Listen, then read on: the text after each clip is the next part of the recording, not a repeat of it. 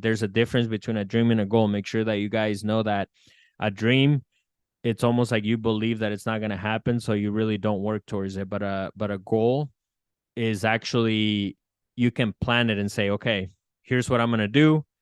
This is the first step, second step, third, all the way, however many steps it takes, but plan it like that, and you will achieve it. On my $1,000,000 hustle.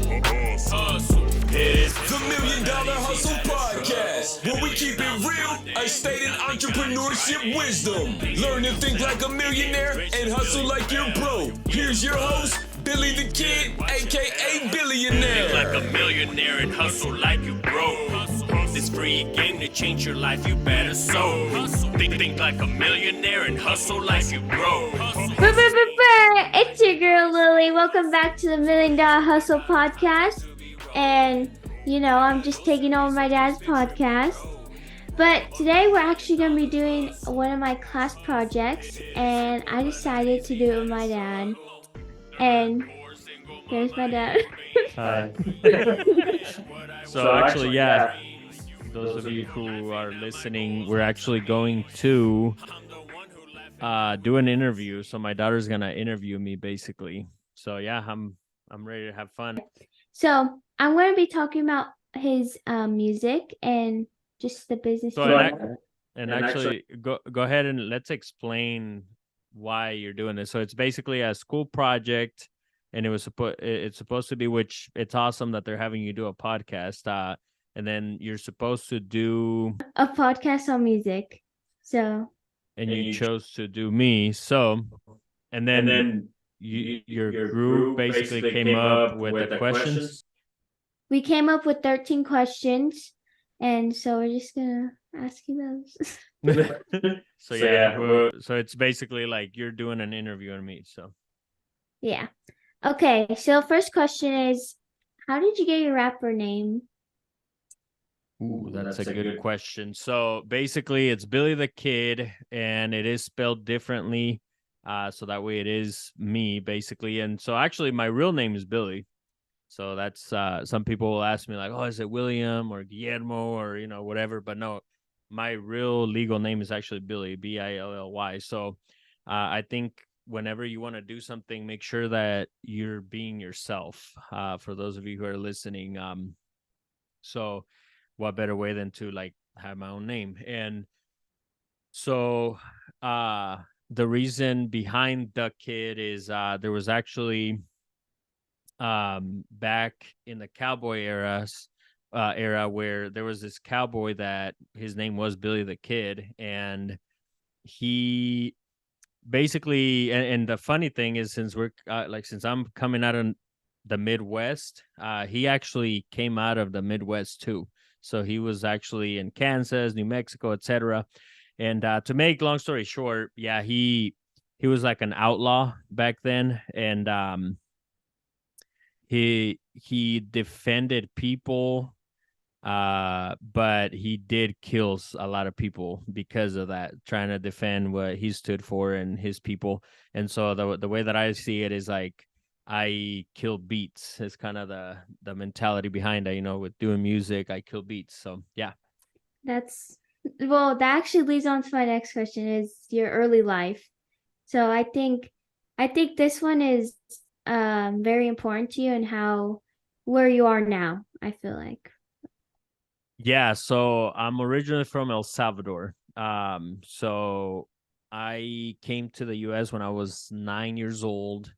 And I lived out there in California, and then single mom. So it was definitely a lot of tough times growing up. And I mean, I feel like every stage of my life there's always been some kind of tough, hard times behind it, if that makes sense. So like living in El Salvador, it was just poverty out there, right? And poverty has always been something that has like followed me, but I feel like in El Salvador there was different problems. Like at that time, we didn't have electricity, we didn't have water, which you went a couple years ago, and you saw like it is a beautiful place, and they do have plumbing now, and there is electricity. But back then it was There was none of that, especially where I'm from, because at that time, I mean, there was already cities in El Salvador, but I just never left my basically it's like a farm slash ranch area, and it's actually literally called the ranches, like Los Ranchos in Spanish.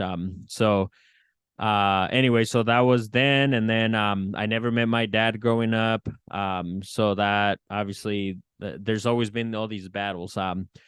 California, not knowing English, and it was a whole new country. It was just crazy, going to middle school, or actually elementary school. And then when I moved to Nebraska is when I started middle school. So yeah, it was always moving, and that's kind of why the whole uncomfortable thing, the power of being uncomfortable with my book. That's why I named it that, and I just feel like all my life it's always been that until now here in Nebraska, where I fought really hard. I fought really hard with the wife to make it a home for you and the whole rest of the family. But yeah, that's kind of the beginning. Or do you have anything specific besides that, or is that what you were thinking? I think, yeah, that was good.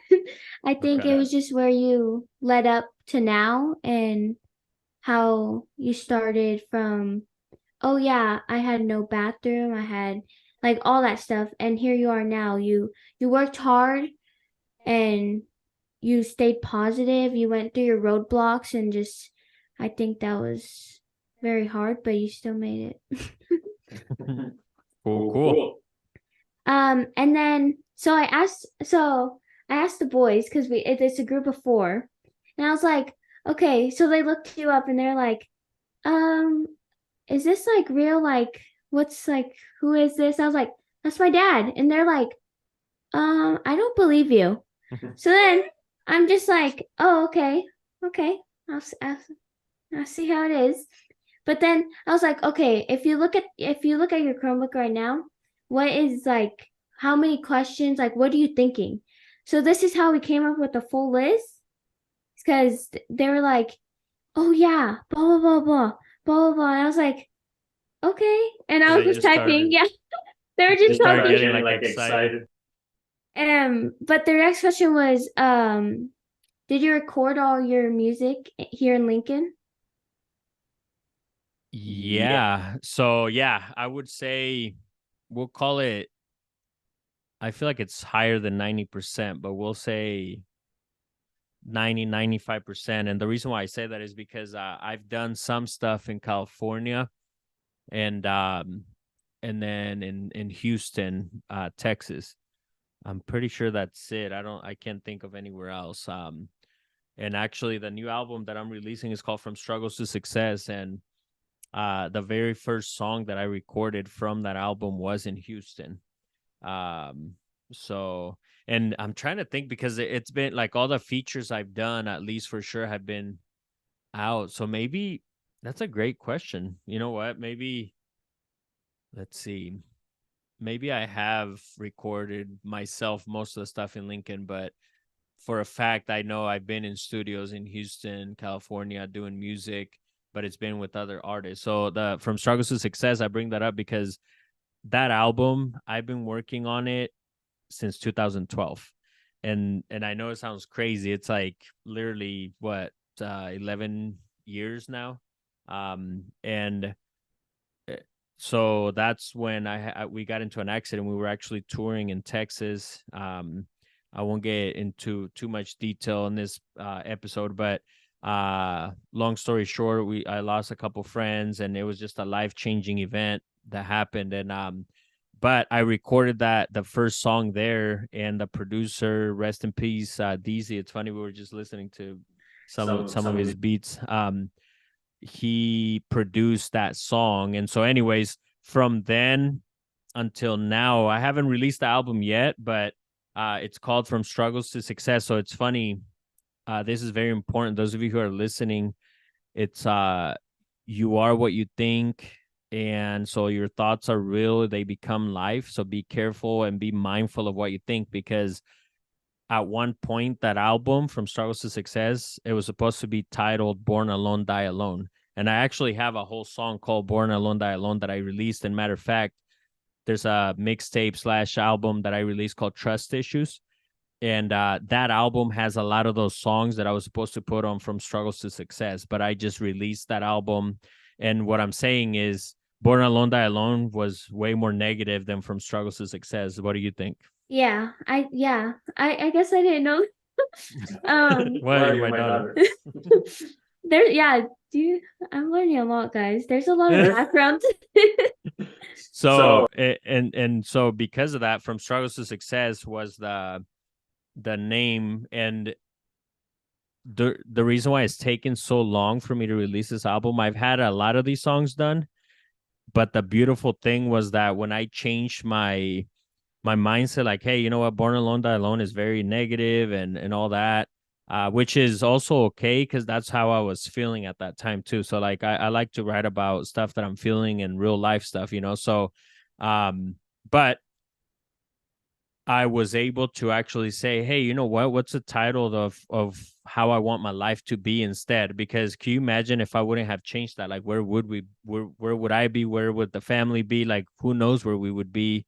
But it was all in my thinking, and that's what I'm saying. It's very important because at that time I was going through depression, like all this stuff, and I don't and guys, like even depression, like it's all in your head, is what I'm saying. Like your thoughts become things. So at that time, since I was being negative, then all that added up to it. So I was able to change it and say, hey, you know what? No, this is the life I want. I want to have this. I want to drive this. I want my daughters, you to be a certain way and do this, and we're gonna take this vacations and all that.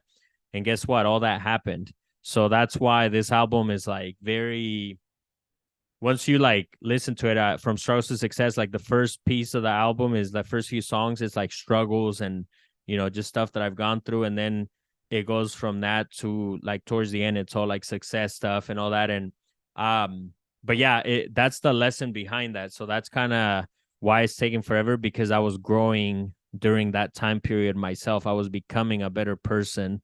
So yeah, I can't wait to release that album. Which, yeah, I feel like a lot of artists do that. Like they make a song over how they feel at the moment, or like how they want to feel in the future. It just like goes both ways. But Yeah, and then you know what's cool about that too?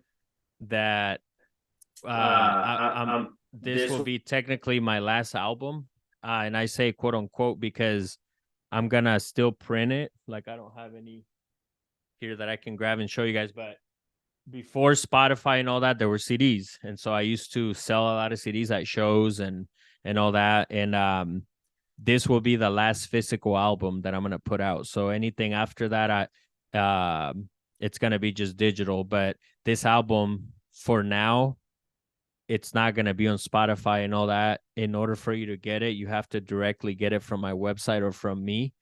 And it's gonna be $50 for the CD, because I also feel like we have to uh take back, especially me being an independent artist. It's like I'm putting out quality, so if you want good music, you have to pay for it. I feel like nowadays with YouTube and all that, it's so easy to get free music, and everybody raps, everybody does music, so you have to stand out. And so that's kind of how I'm doing it. I'm also not saying that it won't ever make it to Spotify and Pandora and all that, but it'll be a while. First, whoever buys it will have a year or a couple years before it actually makes it to all these digital stuff. So if you want a copy, hit me up. It is $50. And if you want the digital one, it's 75. So you get the actual signed CD. And I know a lot of cars don't even have signed CDs anymore, but it's nice to actually hold something, because it becomes valuable, something that you could actually save for the future and actually have it. And I'm only going to print, I think it's going to be 100 CDs. So it's going to be very limited. What do you think? yeah, I think that's a good idea. And I feel like you saying like, oh yeah, it's not going to be online, because that's, I feel like that's how everything is now. And I feel like you going back, like that's very different. And I think that, yeah, like you said, it's going to make you stand out and stuff. But our next question was, do you have any big goals? Yo, we'll be right back to this great episode of the $1 Million Hustle podcast. Before we continue, I want you to go grab a copy of my book, The Power of Being Uncomfortable. It is out on Amazon. It is out on Barnes & Noble, Walmart.com, Target.com, and everywhere else books are available.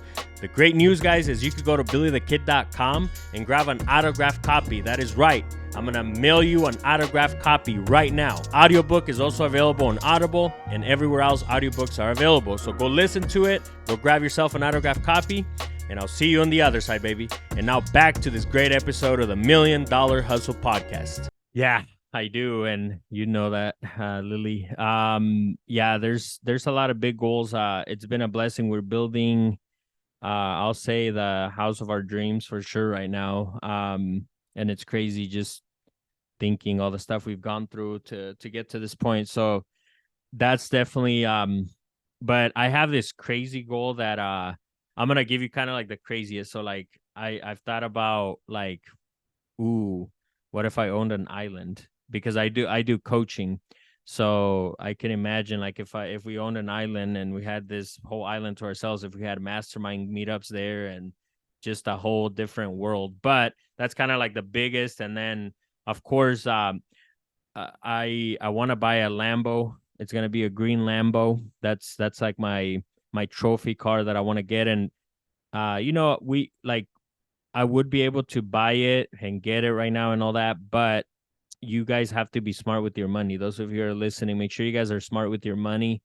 Invest it, because what you want to do with your money is grow it to the point where it gets to the point where it doesn't matter. So like right now, instead of buying that, and the older you get too, the less shiny things mean to you. You guys will learn that once you guys get older, you guys will realize that at the end. But it's good to have dreams. That's why I'm not letting that goal go. And there's a difference between a dream and a goal. Make sure that you guys know that a dream, it's almost like you believe that it's not going to happen, so you really don't work towards it. But a goal is actually, you can plan it and say, okay, here's what I'm going to do.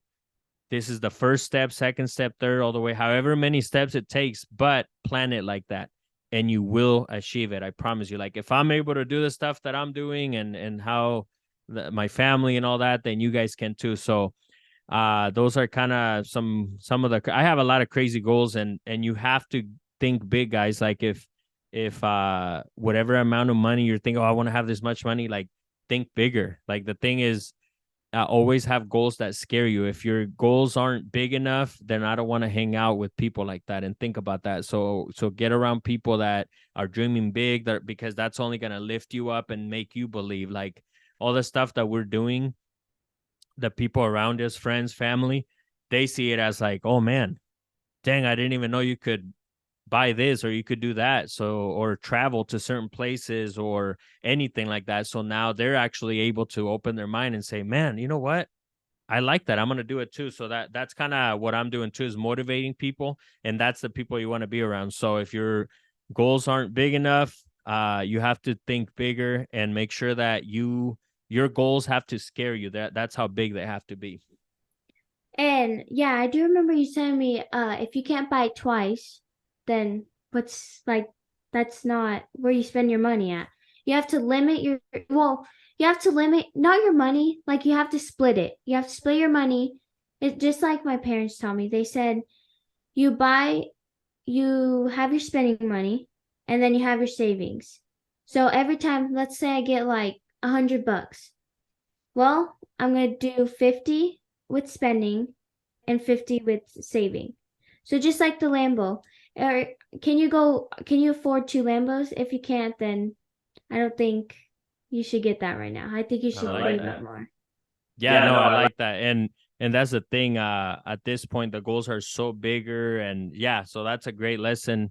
Those of you who are listening, make sure that you guys keep a savings, because no matter how big you get, like, excuse me, I remember literally what Nana just said. Like if I had $100, I would still put away at least $10 or 20, pay my bills, whatever I had to do. And then the thing is with the rest of the money. So if you're like, okay, I already saved, I already paid my bills, this is my fun money. Don't feel bad to go spend it either. Like if you have enough to go buy the pair of shoes at that point with your spending money, then go do it.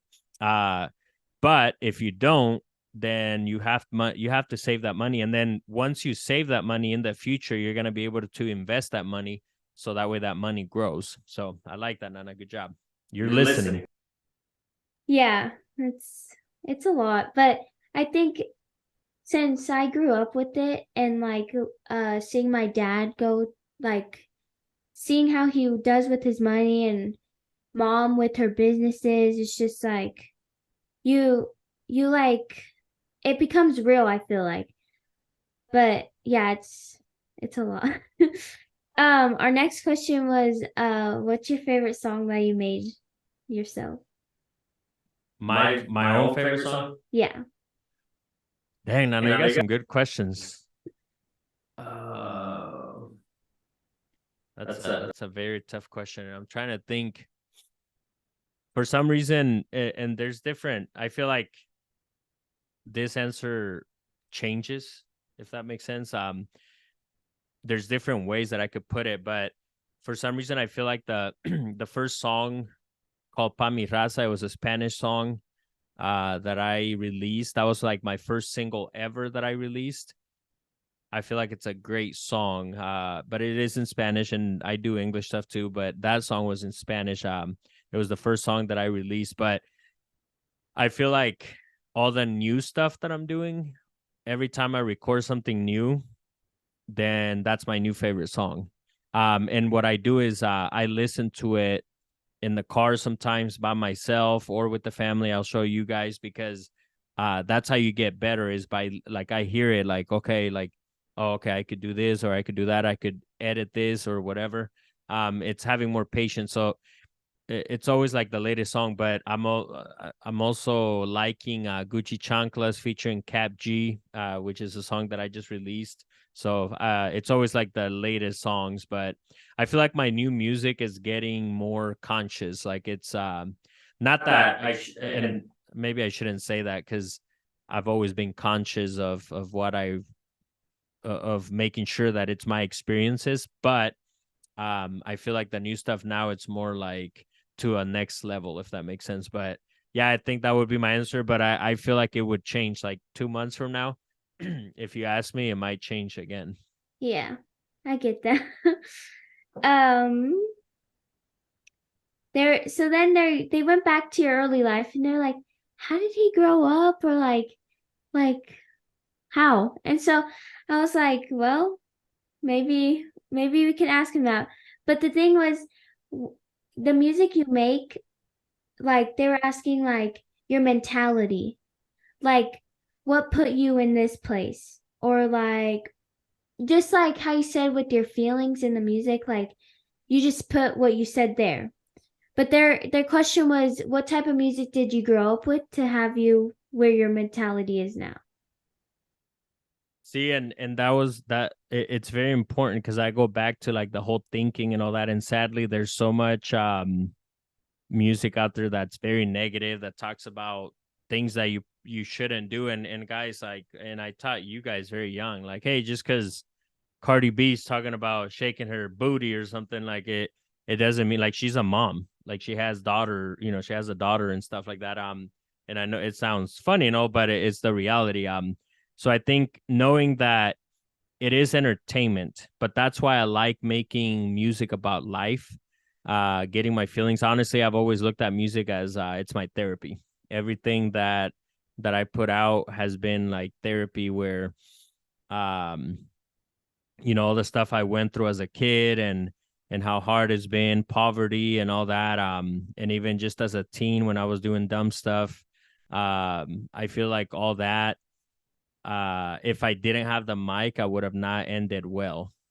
Because my thought again, going back to that, my thoughts would have kept being negative, and so I feel like music really did take me to this other level because I released it, and it is therapy to me. I look at the mic as like my therapist because that's where I release like how I feel, and obviously the nice thing is that now it's more on like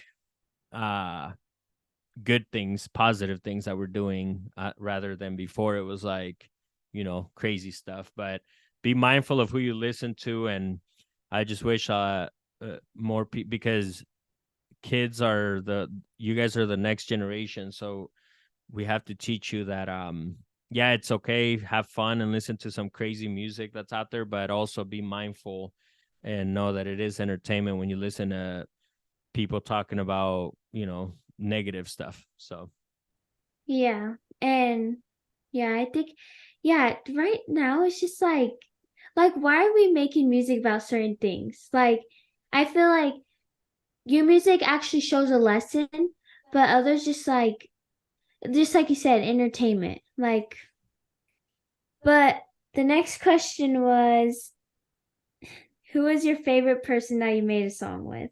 We'll be right Before back. we continue, Go subscribe to Billy the Kid YouTube. that is Billy, DHAKID. Also, go follow Billy the Kid Music on Spotify Pandora, Apple Music. and everywhere else. Music is available. And now, back to this great episode. Let's go. Hopping out the two, though, we're number 2, foe. Feel like Kobe, though I'm winning, need to do more. My mama sorry, college wasn't for me. Street smart, no degree, just like Kobe. Self-made balls with a suit like a mogul. I'm the new era, you see it on my logo. that's a tough one. See, you're asking all the questions. So here's the new album featuring from Struggles to Success, and it's featuring Kevin Gates, Baby Bash, SPM, Glasses Malone, Chally Boy. Who is my favorite person I made songs with? Man, that's a great question. So Aquid, it's a Spanish group. They're awesome to work with. And I grew up listening to them, so it was cool to actually make a song. And then the song has done really well. Like it has like over 500,000 views on YouTube and over 1 million views overall, like everywhere, on Spotify and YouTube and all that. So it's done really well. And I have another song coming with them, but I think that comes to mind. And then MC Magic, he's also a cool dude. So yeah, and then Kevin Gates, it was cool to be in the studio with him. So we actually did the song in Lincoln, and then a few months later I flew to Houston to go shoot the actual music video. So we spent some time together, so that was fun too. I don't know. And then Cap G, like he was here in the studio. We hung out. You guys met him and everything. He's a cool dude too. So yeah, that would be my answer. It's like all over the place. Yeah, I knew when they came up with that, I was like, oh, it's gonna be hard. Their next question was, who's a rapper you look up to? So looking up to, I look up to people like Tech Nine, like Nipsey Hussle, and because you're not asking like my favorite artist, right? No, just like lesson wise, I guess. Okay. Because yeah, those are the people I look up to, because they built this thing by themselves. So like they didn't sign with a big label. It's literally themselves doing it over and over and over until it became a big thing. And now that they're big, then they own their own music. And obviously Nipsey Hussle unfortunately is gone, but the nice thing is like he owns that music. So like, there's artists out there that will die and the record labels still own their music because they sign with them. But the way that I'm doing it is like we own everything. Like all my music is ours. Like so I look up to artists like that. Like I said, Tech Nine, like he travels everywhere selling out shows, and it's all independent, it's all by himself. So those are the people. And I know, like if you look at like Drake nowadays, for example, he's doing his own thing now, but his early stuff, it was through Young Money with Lil Wayne and stuff. So and there's also that side of like, well, at least they blow you up, and then but what if you make like a big hit record? And it's happened to Michael Jackson, to all these artists out there, that they make a hit record and then if they make, we'll say, $1 million out of that song, well, they only get, 50,000, 100,000, if that. So it's not worth it. So that would be my answer of who I look up to as far as like music goes. Yeah. Yeah, I like those answers. Have you had any concerts? What is their next question? I have. So yeah. It's I feel like since COVID happened, like I haven't really put anything out, but all the stuff that I've done a lot of stuff by myself. Again, going back to the same answer, independently. I'm the one who's booking the shows. If I brought other artists, it's through me. There's no investors, nobody else is doing it. And then I got booked out there in like Virginia and California, Texas. We've done some shows. So yeah, those and then all over the Midwest, like Kansas, Colorado, Iowa, and then of course Nebraska, South Dakota. So yeah, I've kind of been all over the place with music. Going on to that line, they're asking the biggest place you've done a concert at. As far as like how many people? Yeah. I feel like there's been a few sold out shows. So like one that comes to mind is like Denver. It was over 1,000 people sold out. And it's like, let's see, like the we'll call it like the Bourbon selling out, kind of something like that, or the Grove here in Lincoln. Yeah, I would say like the Grove. And then I did a few shows in Kansas with Boosie, and that was also the same thing, over 1,000 people sold out.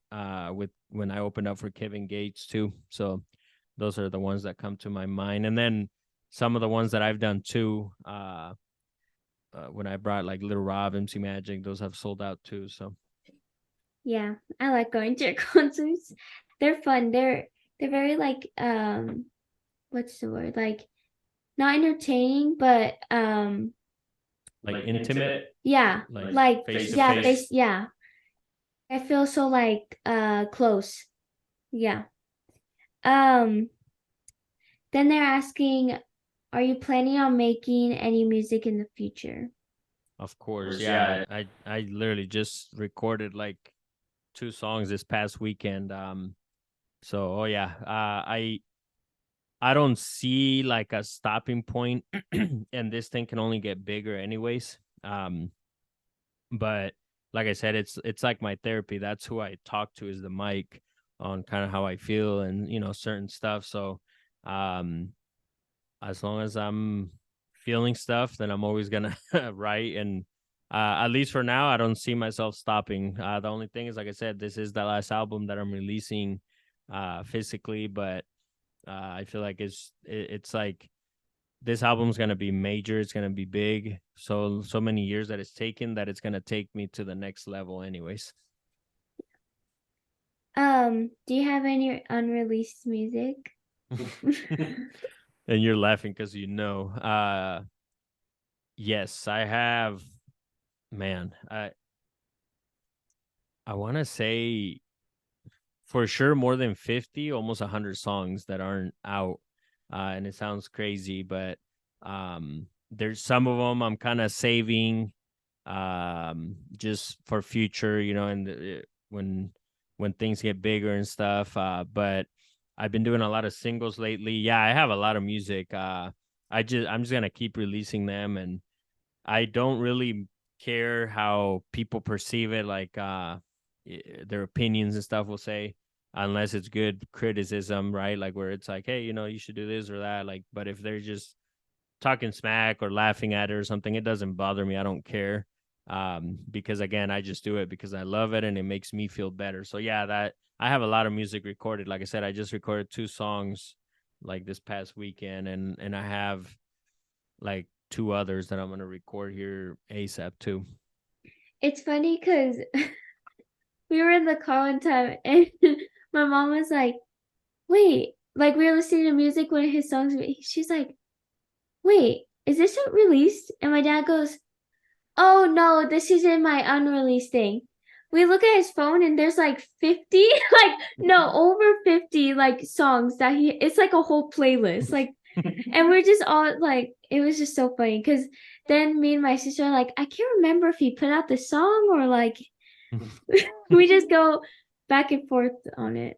And there's some that since you guys were little that you guys have heard it when you were little, and I still haven't released it. All right. Well, that's all I have for you. You're just ending it like Thank you guys for watching. Well, this was fun. Thanks for joining me in the studio too. So I'm gonna release this on the $1 Million Hustle, and then obviously for your class. But yeah, if you're listening on the $1 Million Hustle, make sure you guys subscribe, hit the like, tag me on Instagram or anywhere, and then make sure you follow the podcast on Spotify, Pandora. And it's funny, if you go to Spotify and just put my name, the podcast will come up, my music will come up. So just make sure you like both. But any final words?